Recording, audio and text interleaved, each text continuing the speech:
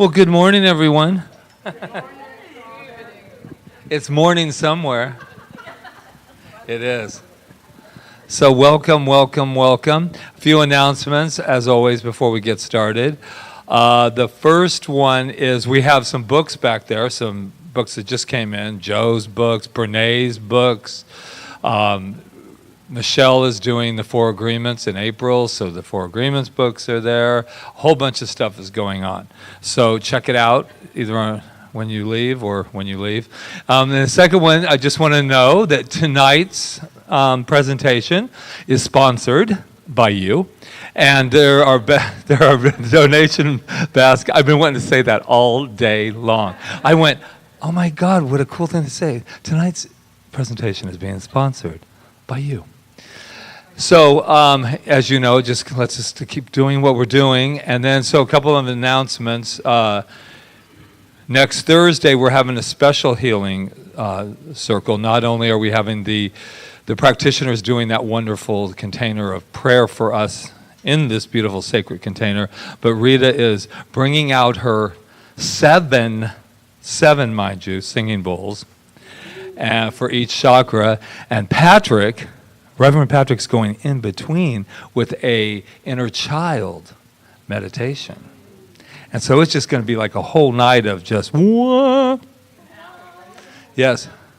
In an hour, man. So all you guys are going to be doing is when you walk out, just keep walking. Walk backwards out the door. Everything. You're going to be buzzing. You're going to be levitating. So anyway, that's it. And then next Friday is our Kids in Arts is starting. And we went on the radio, KKCR, and that was a really nice thing because people started hearing more about with Tracy.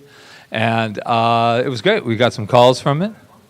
And people saying, yeah, come on down. So we're going to start that. And so if you know anyone who has kids or organizations, I just thought of the Pact that is up there.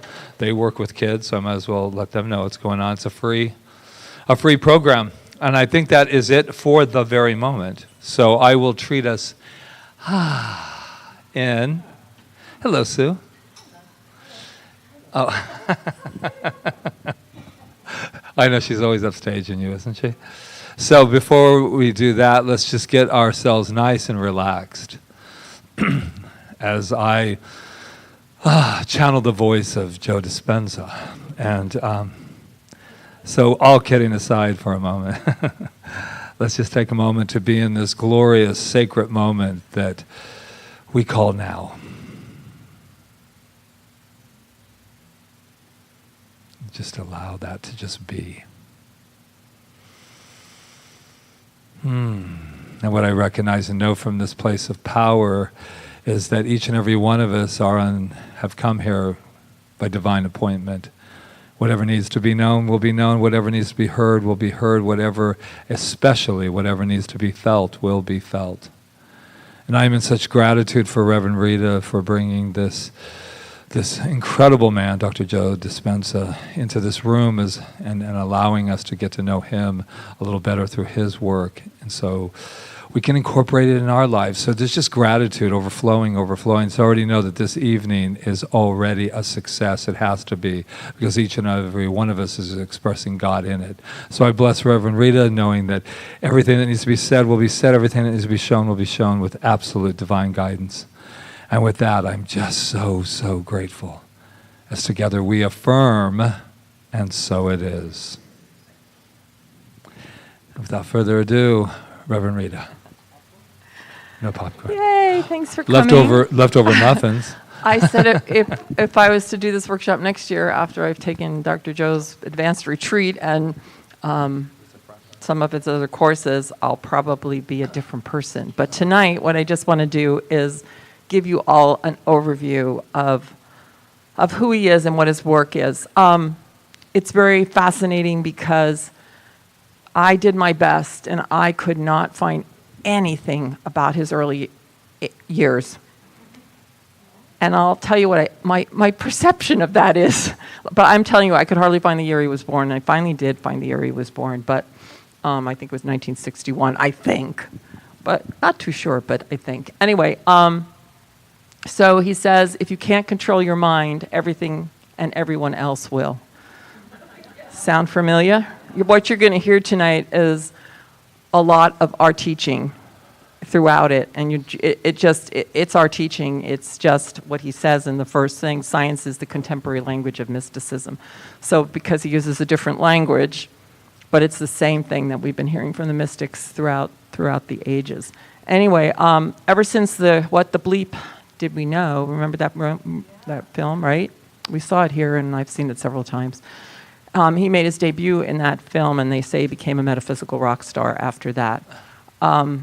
So he does obviously has books, and his big thing is his workshops, and he travels all over the world. We'll talk about that in a moment. But before we do that, what I wanted you to, and you might have heard this already, but we're gonna watch it. It's like 6 minutes long, and it is his wake-up call.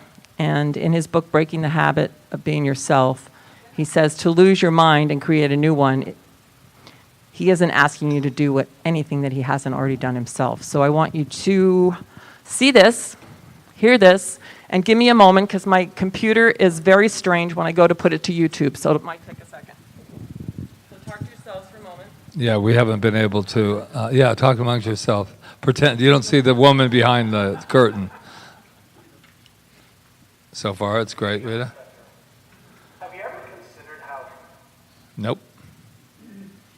We'll never know. Why do I say that? Well, according to the latest brain research and all the research being done in the laboratories, when you and I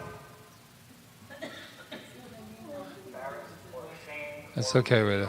or judged, what it does in the brain is it actually shuts down the motivational circuit of the brain. It shuts down the thinking part of the brain and activates the reactive side of the brain. And most people have never been taught. That's not him, though. Well, I think This is him.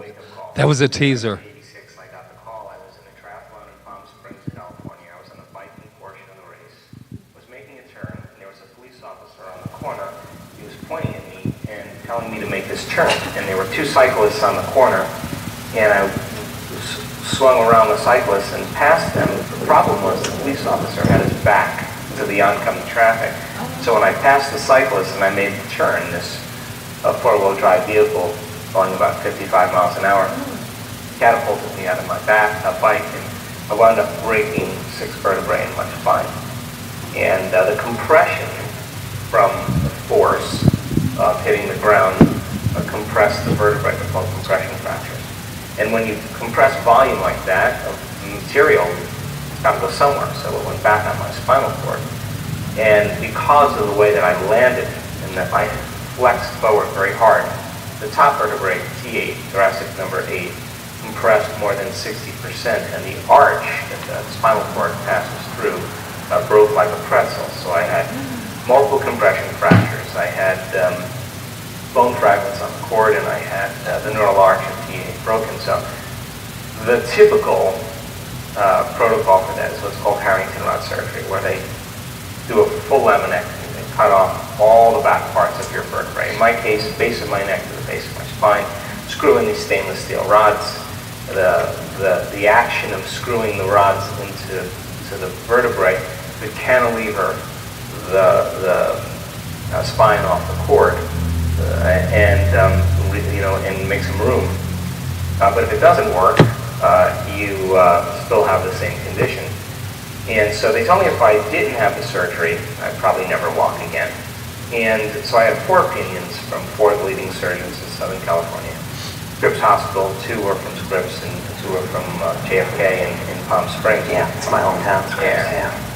So I decided against the surgery, and I just thought, hell, I'm not going anywhere. I'm not doing anything. I'm laying face down. And there's an intelligence that lives within each and every one of us that's giving us life. And that intelligence is consciousness, and consciousness is awareness, and awareness is paying attention. So I reasoned maybe it was paying attention to me. So I thought, I better start paying attention to it. So let me see if I could connect with it. If I could connect with it and give it a plan, a template, a design. And when I was happy with that design and I was completely present, I would surrender my creation to this greater mind, because I certainly couldn't do the healing, but it knew how to heal.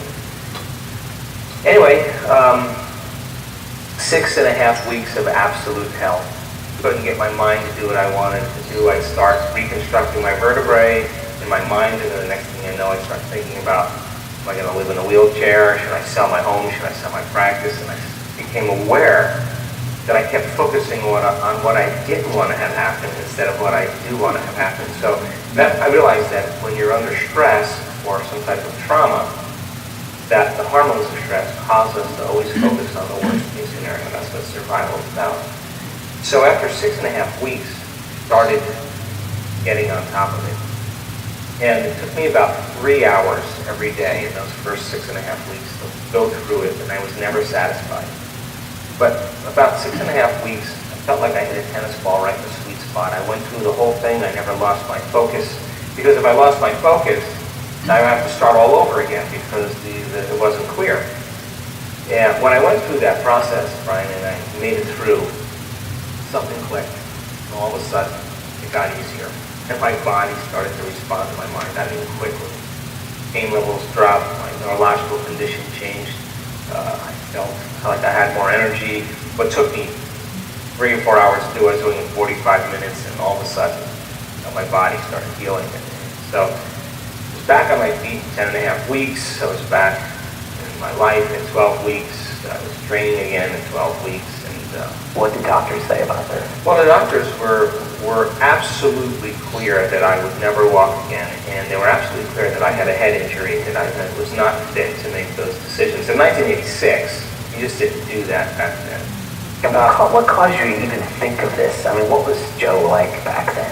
I mean, were you open-minded to different ideas? I think I was somewhat open-minded. I was more of a philosopher. I loved the principles, but this is an initiation. This is putting it all on the line. This is. I figured, look, if I'm gonna be in a wheelchair, well, possibly, at least if I gave it my best shot, you know. And so they told me that if I didn't have the surgery, they'd have to put me in a body cast for 6 months to a year. So when I went back to see one of the doctors who was the medical director at Revs Hospital in San Diego, he was blown away and was so happy for me. He was the one that was giving me the hardest time, and he just couldn't believe it. So during that time, I just made a deal with myself that if I was ever able to walk again, I'd spend the rest of my life studying mind-body connection and mind over matter, and I've been doing that since 1986.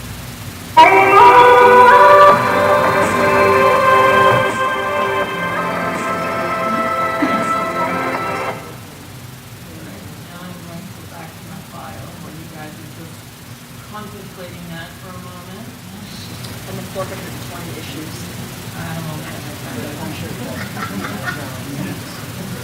We thought we had issues. 420 issues. Treatment. Yeah, maybe it's coming.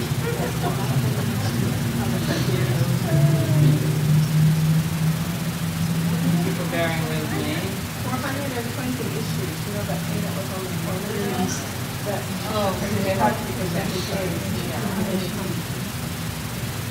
All right, I wanted you to see that because I think it's a great introduction to who this man is and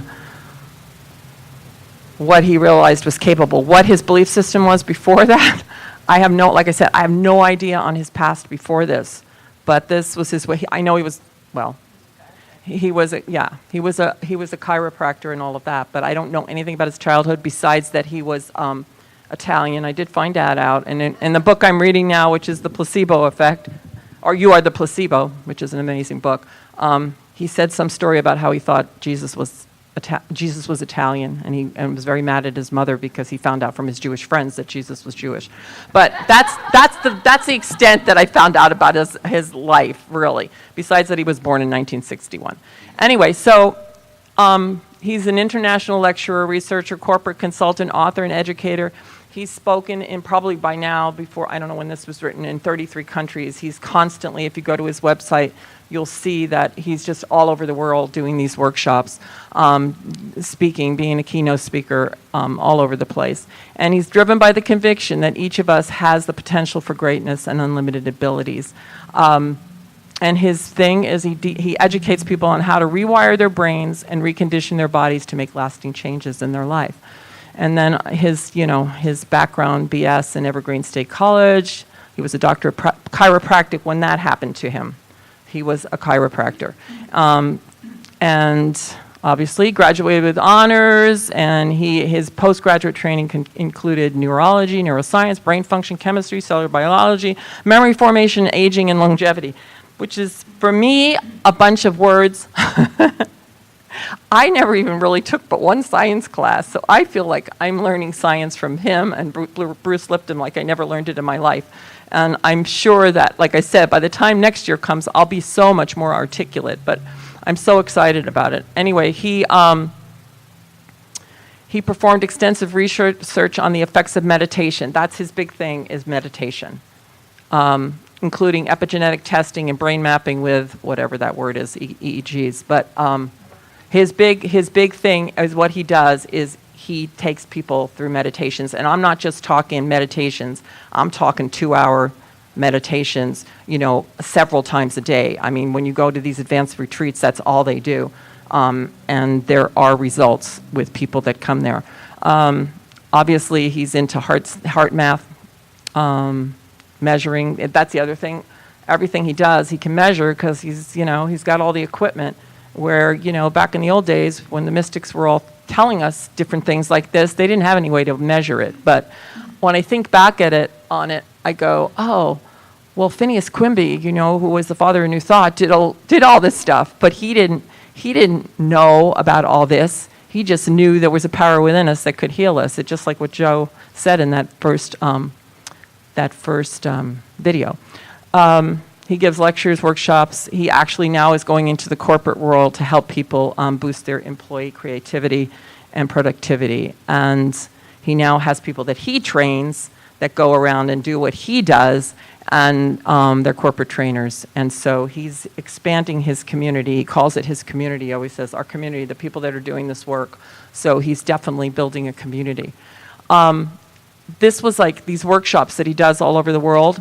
He actually, I recently heard him speak on something where he said that he was almost wanting to give up the day ones that he does, like where he just speaks at something, because he's so like into the expansion part of it and really doing the work, that doing the day ones is just people coming, like we come on Sunday and we listen to Patrick and I talk and we get real excited about it, and then we go home and do our regular thing. And he's like not interested in that. He really wants to help people. I mean, sincerely and lovingly help people. You can really feel it. So he says his level 1 workshop is kind of like reading a book on how to ski and taking a lesson and then going down the slope a few times.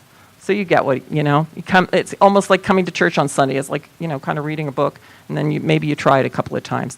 And then you just go back to business as usual.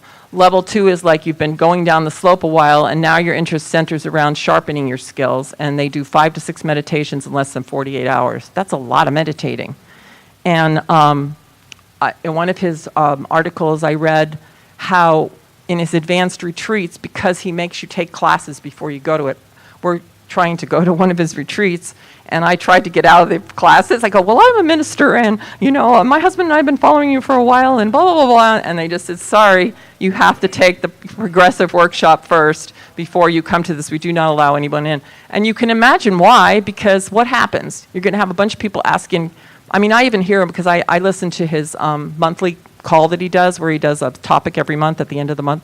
And people ask these questions, and you're just like wondering if he's not curling his toes or anything, but and he needs to speak to those people too, because you want to like pique people's interest, right? But if you had those people at advanced retreat, then you would all be held back. And he said his advanced retreats now are so intense that he doesn't have that. He's got people that are coming back to them, and then he said then 25% of the people that come are just like ready for it. They're just like ready, take me through it. Anyway, so he says people are carving a path between the conscious mind and the subconscious. They're working on beliefs and perceptions, and they're working on bringing the body into the present moment and conditioning the body to a new mind. That's his whole philosophy, is conditioning your body to a new mind, and we'll talk about that in a moment. And then his level 3 is for graduates of the previous 2 levels who are ready to take the quantum leap into the whole new way of being, and one that integrates their mind and body and spirit fully so they can access and harness the most powerful source of energy on the planet, the quantum field. And that is what he's about, is harnessing and affecting the quantum field. And he calls it even the universal mind at sometimes when he's talking. So it's amazing. Yes. Well, that's what I thought. I know, I saw that. Wait a minute. Yes, I know. But we looked it up and it said today, and then it gave us another date. I was all excited because I was going, oh my God, I'm doing a workshop on his birthday. So I don't know that that's definitely true. No, I saw that he had a surprise birthday party. So then I saw his cake and it had a big 54 on it. And then I minused it, and so he was born, supposedly today. He was born supposedly today, Yes. but he's 57, right? 57. Oh, yeah, that's what we figured. Okay, so isn't that weird? That's kind of called synchronicity. I can't wait to meet him so I can let him know how important that was to all of us. Okay, so this is what he says, and I think you'll find this very familiar. Most people spend a great deal of their day unconsciously feeling and thinking from the past memories. They do this because they have hardwired those experiences by repeatedly thinking of them and by associating many other experiences with them. It makes sense that if most people maintain the same environment for long periods of their lives where nothing new is happening or there is no change, the repeated stimuli will therefore produce the reactivation or associative neural networks, which will become more developed, strengthened, and refined. As a consequence, that lack of novelty in their environment and experiences, they have become hardwired to their own worlds. No wonder change is so difficult. So can you relate to this? I mean, it got me thinking, like, how much we get up in the morning and we do the same thing. We get up, we get our cup of coffee, whatever, we go to our meditation. We do the same thing every day, and we're hardwired. Well, there's people that are doing, at least sometimes, hopefully this group of people that's sitting here are more conscious of how they're spending their time. But a lot of people are just getting up and they're doing, and then they're wondering why they're all stressed out all the time, because they're just rewiring and rewiring and rewiring the same pattern of emotion over and over and over again. And of course, it would be difficult to change. That's why when people say to us, I tried it once, I did a spiritual mind treatment, nothing happened, you might have to do 100 spiritual mind treatments. You might have to do spiritual mind treatments for a year before something's going to happen. He tells stories within this book, I'm sure in all his books, Becoming Supernatural too, of people that actually healed themselves. And some of them took like 2 years of doing this work to actually hit what he calls the sweet spot, calls it the sweet spot, and actually make that change, that click that we call the click. Can it happen in one day? Yeah, it could. It could happen in one moment. And we call them spontaneous remissions, right? But most of the time, they take a while. And it's because of this, because we're hardwired. So it's a great word to think that our minds are, hardwired. And then I read this other thing that said, as children, because we spend the beginning part of our life in the delta state, which is the sleep state, and we progress out of it within 12 years. So we're being highly suggested to, with no choice really of what to think, unless we come here maybe as a totally developed soul, I don't know. But for that whole beginning part of our lives, from the time we're born to the time that we're 12 years old. So, and he talks about how we're coming from the delta all the way to what's the last state, beta? Whatever the beta state is. I have it later on. But yeah, but there we are in the delta state, and our parents are telling us whatever they're telling us, and the fears, and maybe some of us had wonderful childhoods, I don't know, but or we're hearing things on the, in the news, we're feeling the race consciousness. It makes sense that we're programmed, right? And so, but the beautiful part is, and as we know in this teaching, is that we can change because we're conscious thinkers, and that's the whole thing, is to be conscious thinkers. So he has a specialized form of meditation. I know Melissa says she doesn't like his meditations, but but that's okay. It's all right. It's all right. I didn't like him at first either. And what he does in his meditations, one of the things he does is he does this thing where he makes you, he lifts you out of your body, so to speak, to become nobody, no thing, no one. Because in that field of being no one, nobody, no thing, you can actually be the observer, right? You're the observer then, and you actually can influence your mind and your body and your emotions. So the first part of his meditations are usually having you focus on the space between your head and the room, and your space between your ears. I mean, he goes into the space in your heart, the space in your heart in relation to the room. So he's doing things with that idea of removing you from your body, really, not being out of body, but actually your groundedness in your body. At least that's the way I take it. I might find out more later, but yeah. You're talking about visualization then. Well, he does do that. We'll get to it in a minute. He does do that. Yeah. He doesn't, that's the other thing. He doesn't, is it hypnosis? I was looking at it and going, is it hypnosis? If you do one of his meditations, you come back and tell me whether you think it's hypnosis. I don't think it is, because he's asking you to make the choices, and he's not telling you what to think or feel. Does that make sense? So anyway, thoughts are the language of the brain. Emotions are the language of the body. And what happens is our emotions get lodged in our bodies, and then we get addicted to our emotions. So we look for things to serve that addiction. It makes so much sense to me. And because we're addicted to the emotion. I'm thinking, this is just a small example of something that I realized about myself. I used to not be able to, and I said this in one of the classes, I used to not be able to hold a mic in my hand. Now, see, even as I say it now, I'm like, I know I'm not going to. I used to not be able to, like I had a job, I could not carry coffee into the room without my hands going, I shook so bad. I was so scared. I don't know why. I didn't have any reason to. I mean, this went on for probably up to about 7 or 8 years ago, that every time I would be put in a situation, I would shake. Unless I was on stage when I became, this is really great, unless I became another character, I never had the problem if I had to hold a teacup or whatever I had to do, but if I was Rita. So what I found out about it as I listened to it, I was hardwired basically, because I had a fear of authority. So anytime I was in a situation where there was authority, I would go into that same little Rita mind from my back days that said, you're nervous now, you know, you're going to get slapped or whatever's going to happen, da-da-da-da-da. And that's the way it works. That's what I realized for myself, one little thing. Anyway, so he says, most people wake up. This comes from his meditation. He has a meditation called morning meditation and evening meditation. And it's short. It's like 23 minutes long. And you listen to it in the morning, and you listen to the other part of it at night. And he says, most people wake up thinking about themselves, their problems, and they begin to anchor themselves in emotions that reaffirm their personality, past experience. We just talked about that. They are grounded chemically in the past. They think from the circuits of the brain that are anchored to the past.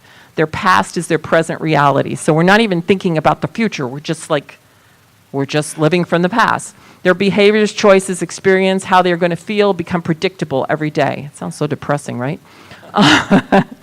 And the meditation is to assist you to define yourself as a vision of the future instead of a memory of the past, using consciousness. Okay? So, yes, it's visioning. It's visualization. This particular visualizations. Anyway, did I say anything about that? I skip one? Okay. Consciousness is awareness, he says, and once you can be in that space, you can pay attention, and the more conscious you are of your unconscious self, the more you're able to affect your environment. So he says in the morning, and I think this is scientific, that our brain waves are changing as we're waking up from delta to theta to alpha to beta, and from the subconscious to the conscious, right? And the door to the subconscious is open in the morning, he says. So if you can think about a new reality for yourself and contemplate a new way of being, the mere process of contemplating is building the process neurologically in your brain. So instead of thinking the old thoughts, you're actually told to think about how you want your day to be. Remember in What the Bleep Do We Know, he said that whole thing, how he plotted out his day and he thought about how, and all of that, and he went through the whole day really specifically, and more than just that. In this meditation, we think about the future event, visioning a future event, and then he says your frontal lobe, the creative center, turns on. The frontal lobe questions, what will I feel? What does it look like? It's like a symphony leader, he said. It begins to call up different circuits and seamlessly pieces them together and creates a new mind. You hold the picture in mind or an intention, forcing your brain to refire to look like that future event has occurred. It becomes a map to the future, moving into a future present reality. But you have to feel it emotionally. That's the big thing. And what do we say in treatment? We have to have the emotion behind our treatment, the conviction and the fire behind our spiritual mind treatment, or they don't mean anything. So you have to experience it emotionally. So you're teaching your body how it's going to feel before it happens. So many people come to us in this philosophy and they wonder why they can't make changes in their life, but it's because they're not taking the time. They think that they're waiting for it to happen before they feel happy, instead of feeling happy first. And you say, well, how can you feel happy when you're sick or you have issues? Well, you don't really have a choice. You have to do it like he did on the bed, for 6.5 weeks before he could. I mean, it depends on how bad you want it, I guess, right? So you hold your picture, forcing your brain to refire, blah, blah, blah, blah, blah.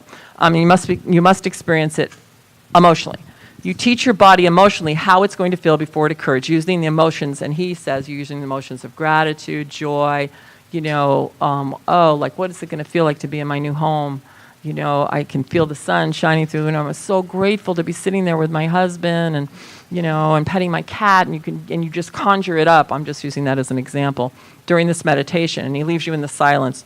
Your body, as the unconscious mind, begins to feel like it's living there in the future instead of the past. And according to him, and I think we know this through the science of mind, it doesn't know the difference. You don't know the difference when you mentally live something as when you, Patrick has the mic. Dara, then Sue. Well, when I was studying to be a psychologist, there was this really amazing thing the federal government did that got unclassified, and then they reclassified it, but it was unclassified for a little period of time.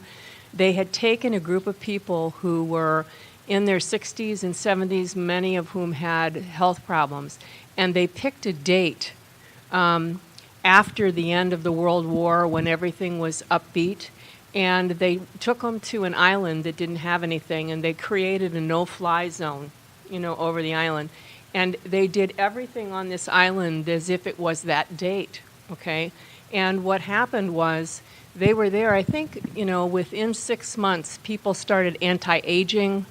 The things that they had developed just fell away. It was really incredible. There's lots of stories like that in this book about studies that have been done like great. that. Sue had her hand up. Oh, the other Sue. Oh, I forgot. The Sue B. Sue B had her hand up. Sue B had her hand up. Did you have to sit there? My question was, is this something you do before you even get out of bed? Yes.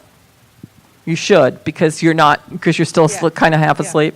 Yeah. Okay, thanks. You can purchase this particular meditation for like $13 on his website and download it to you. I downloaded it to my phone, so I just started using it. So, and I just sit the phone by the bed, and if the cat doesn't knock the phone off,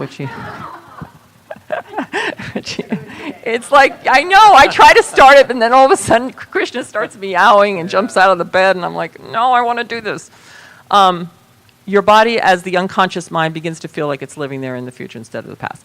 Okay, once you're in the new state, then you review the choices you're going to make that day. How will you experience and feel? You do like a mental rehearsal, right?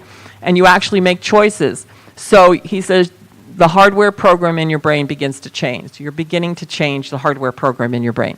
You remind yourself of, then he goes through this part. It's kind of like a 7-step treatment, because he does he brings the condition in. He has you review all the ways you don't want to be, like the thoughts you don't want to think. Like, I don't want to think about lack, right? So that when lack comes up during the day, you're conscious of it. You've told your consciousness that you don't want to think about that. So when it comes up, you're conscious of it.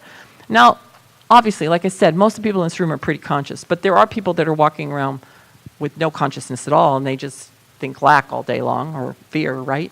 So, but once you make yourself conscious of what you don't want to think, then this is assisting you. If you are aware of the habit and behaviors that you are not going to make, complaining, blaming, etc., you begin to look at old self from an elevated self, conscious of your unconscious self. So it's crazy, right? But that's why he does that stuff in the beginning. What? Somebody's... That sounds counterintuitive to me, to think about what you don't want, from what I have been learning and reading. Like in the mental equivalent, it's like I don't want a red car, and next thing you know, red cars are all around you. No, but it's not about what you don't want. It's about what you don't want to think. Because if you don't know what you don't want to think, how are you going to know when it comes up? Like if you don't, I have a lot of, let's say you're a person that has a lot of thoughts of complaining. You just complain a lot, and you say, you know what, every time that thought comes up, I'm going to know now that I'm complaining, because I'm not going to be unconscious about it. So that's what he's saying. Not that you're not going to think about what you want, what you don't want. You're not thinking about what you don't want. You're thinking about how you don't want to think.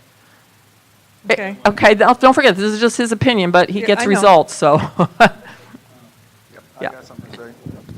That works for me because I'm thinking about our daughter Heather, and when I think about her, I have an image of her and I have words to describe her. And then I realized that's what I'm sending out into the universe.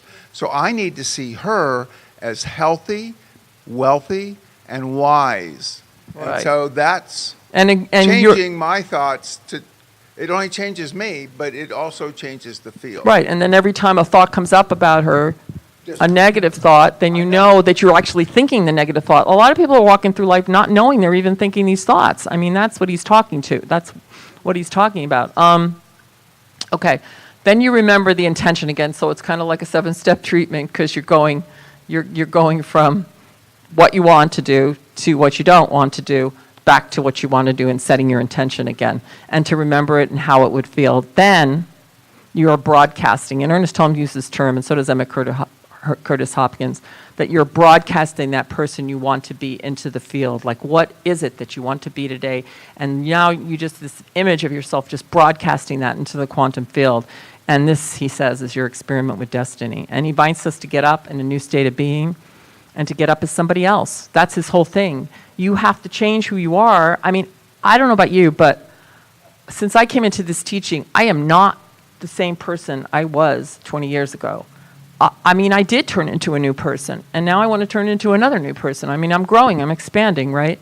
The process gets easier and easier every day. So obviously, you have to repeat it. You have to do it over, because if you're hardwired from the time you were a baby, and maybe, like I said, people in this room are probably more conscious than most people, but there's some of us still that have things that we want to get over. I know I still have a few little things here and there that I want to get over, that I want to keep thinking that same thing all the time. And I think the more we grow, the more stuff comes up, because we're expanding. We're always expanding, right? Yeah, so anyway, so I picked a couple of his quotes. Does anybody have any questions? Okay, so far? Yeah, it's fun. You have a question, Diane? Yeah. You said a couple of times, well, of course, not the people in this room maybe, but I get up every morning and I do exactly the same. My first hour and a half of the day is my spiritual practice, and I do it the same way every single morning. And if I don't do that, I feel like my day's going to be off, But that's a positive thing. Right. But, and still, don't you Yeah. feel like sometimes I want to go, I want to exercise first. I'll do that first, and I'll come back to my spiritual mind, because I want to shift things up, or I want to get up on a different side of the bed, or, Well, but today was actually an example of that, because I got up and we had a phone call really early, so it was totally different. My morning was totally different, and I had a great day. It wasn't like I had to do it the same way every day. Right, well, you're pretty spiritually mature, though, so. I was just saying, I might be spiritually mature, but I get up and do the same thing every morning. Right. And just to get real on it, when you're presenting, you usually do that just to be polite. Whoa. I mean, when we're up there, we always say, not in this room or anything, because But it's not also, about that. But we he's- all know that we need He's to also talking work. about thinking the same thoughts every day. Like, if you're thinking these thoughts every day, I realized for myself that they aren't working for you, and you want to change that. If you're thinking beautiful thoughts when you wake up, and oh my God, I'm going to have an amazing day, I'm going to teach this class, and it's going to be amazing, I'm going to take my run, and I'm going to do the whole 4 miles, and I feel so good, and or whatever, So, yes, Melissa. Well, it's interesting that I was just talking about this a couple of hours ago before coming here, that I get up every morning and I do a meditation and I connect into my guides. And so one of the things to do, I say, please send me a memory so I know that it's you. And 9 times out of 10, it's a negative memory. And I was like, past couple of days, I'm like, no, I'm not thinking about these memories anymore. It's like I keep conjuring them up. Yeah, so it's like, You're conscious, no, so you know please that- send me a positive memory so I know that it's you. You know, I mean, because I'm just stuck in the same rut. Yeah. Well, now you can make a choice. It's interesting that I come to Yeah. So there was one other thing I was going to say about that meditation. No, it's past me now, but I'll think of it. Anyway, I picked out some of his quotes to compare to our teaching, but he says, the creative process is not about hoping, wishing, waiting, wanting, trying, or looking. Hope is a beggar. What do we say about hope? It's better than despair, but it's just something illusion. I don't Subtle know. illusion. Subtle illusion. It's about embodying and becoming your creation. And Ernest Holmes wrote, we should be careful to distinguish daydreaming and wistful wishing from really dynamic and creative treatment. When we treat, we do not wish, we state. We do not hope, we accept. We do not pray, we announce. We do not expect something's going to happen. We believe that it's already happened. And then spirit creates by becoming the thing it makes. So he's all into that too, about creating the state of being, because when you're working long enough at this, you start to create a state of being then that's a different state of being than the one you previously had that you don't want anymore. You're creating actually a new person. You're still Melissa or Rita, but you're a new Melissa and Rita. So he says, when you think from the past memories, you can only create past experiences. It makes total sense. Never limit your view of life by any past experience. The possibility of life is inherent within the capacity to imagine what life is, backed by the power to produce this imagery or divine imagination, Ernest. And he also said, well, he actually didn't say principle is not bound by precedent. He said, I think it's Emma Curtis Hopkins that actually said that first, and he quoted her. But yeah, the principle of life is not bound by the past. So, but if you're thinking from the past, then all you can do is create the past. It's basically what they're both saying. And to truly change is to begin to think and act differently in the same circumstances in your life.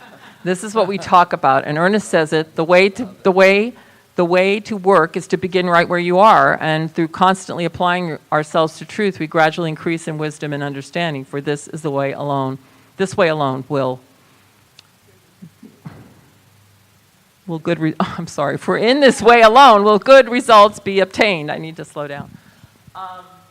Yeah, so we say this to people all the time, start where you are. Don't try to jump over here. Start where you are and be grateful where you are, and then know that you can expand from that place, but start where you are.